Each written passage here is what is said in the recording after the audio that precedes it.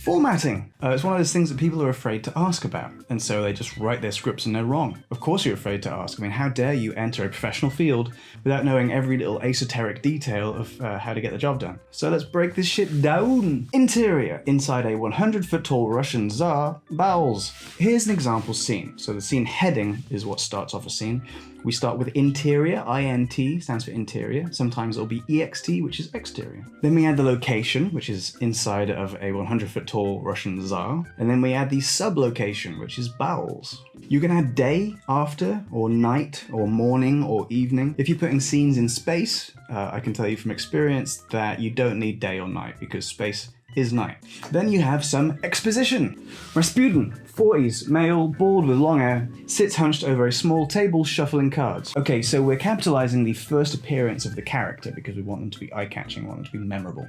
We also capitalize the most important part of this exposition in terms of description. In this case, the playing cards. We want the eye focused on the playing cards, and the same with the mind's eye in the reader. That allows your storyboarder to focus on what is important, and as visual communication is 9/10 of their job, we want to help them. So we capitalize. Not everybody does their scripts just like this. Some people just capitalize sounds, which I did until recently, but lately I've moved into putting caps in for descriptors. A voice emanates from deep within the royal guts. Same again. Voice is a new instance of a character, even though we haven't introduced that character yet. So what this is telling the reader is that we haven't visually seen the person that's speaking. And as a voice's main action is also its form, there's no additional capitalized main action. So we could capitalize emanates, but I really think it's just going to muddle the reader at this point. Now, this is our entire scene setting bit of action. 2 sentences. Why do we use so little? Because exposition slows scripts down. The thing's got to flow. So really, typically you don't really want to go past 4 sentences in a block of exposition.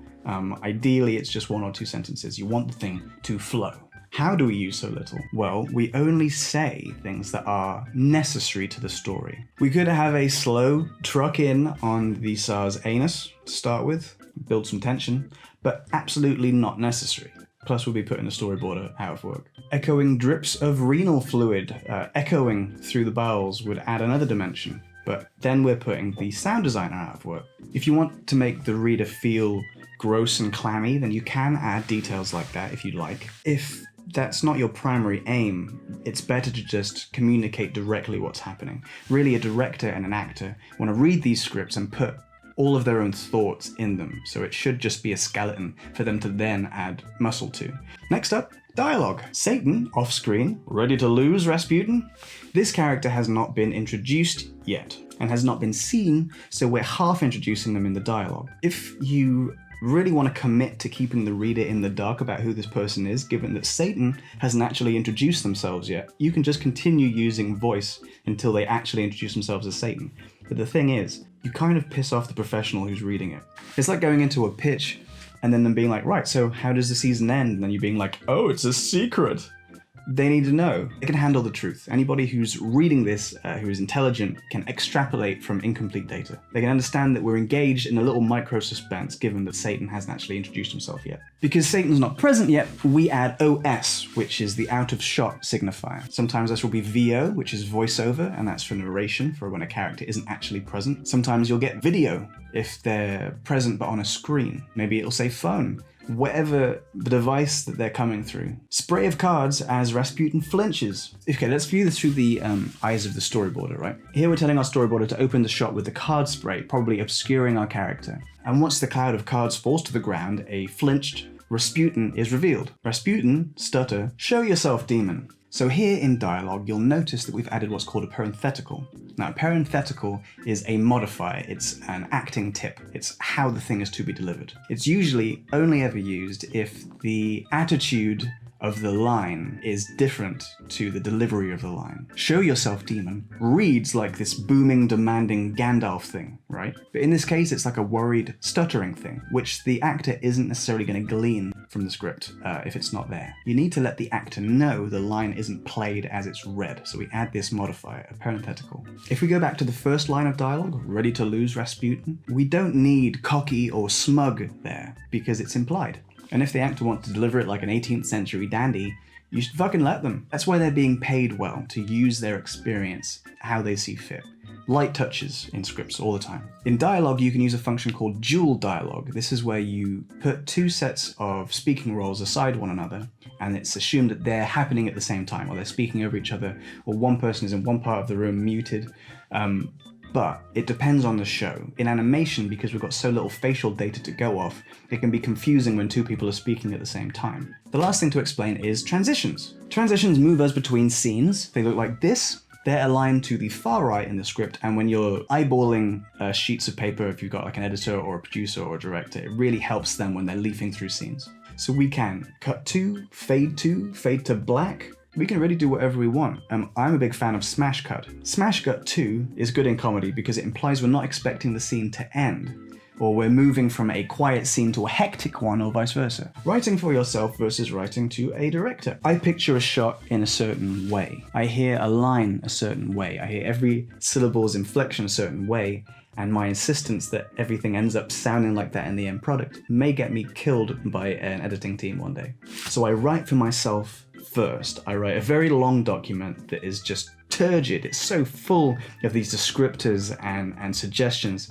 And then I put that to one side and I write a skeleton version of it. You can hope in the future you'll be working with a multi-layered team where you can trust every step of the creative process to get all of your intentions, if not the same way you wanted, better. But until then, you write for yourself first and then a director after.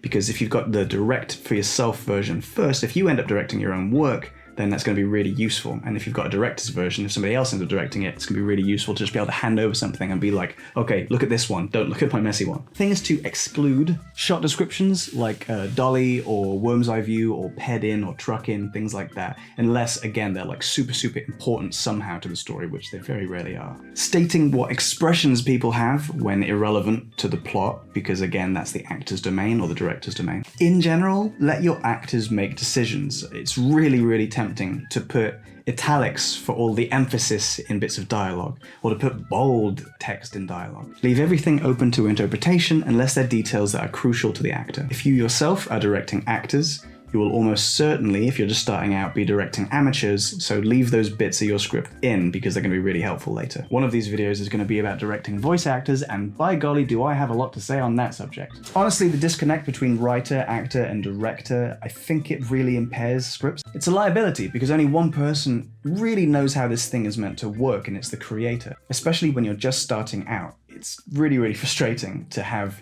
your work go up and be changed by somebody and then them not realize it in the way that you were intending. It's worth having a frank discussion with any director that you work with and just say, look, this is what I was thinking when the thing was made. You can have a quick chat and just be like, look, this bit, I don't know if that fits with your impression of how this thing's going to go. However, use it as you like. These details are there to be used if you want them. Limitations of formatting. With scripts being linear and stop-start, this person goes here, this person says this, it's all turn-based, it's like a battle in Final Fantasy. Everything is rigidly turn-based. Viewers, especially viewers of comedy, are gasping for air because of the limitations of the script, okay? In the format of the script is built-in limitation. We crave simultaneous dialogue and action. We crave dialogue that describes what a person is doing as they do it. Television's limited, animation is limited, scripts are really limited. One day maybe we'll have double-columned scripts where you have the dialogue on one side and the action on the other. Until that glorious and difficult to read quantum shift, we're stuck hoping for directors that really appreciate the art of the overlap. One last thing I'll touch on is montages. I'm crazy about montages. Before you have a montage, generally you have a piece of music, so you'll write that in caps. It'll be music, colon, the name of the song, the name of the person who performed the song. And then you have a heading montage, colon, and then you will have bullet pointed lines, okay? So long as the setting isn't changing, you can have just individual lines that describe what's going on. If the setting does change inside of the montage, you can just put inside of those lines the descriptor of where it's going to go. That's kind of the wonder of montages, because the shots are so short, you don't need to go into too much detail. Anyhow, there's most of your formatting. It varies from theatre to radio, radio to TV, TV to film, so get your hands on scripts. Google it, they're out there, and they really help.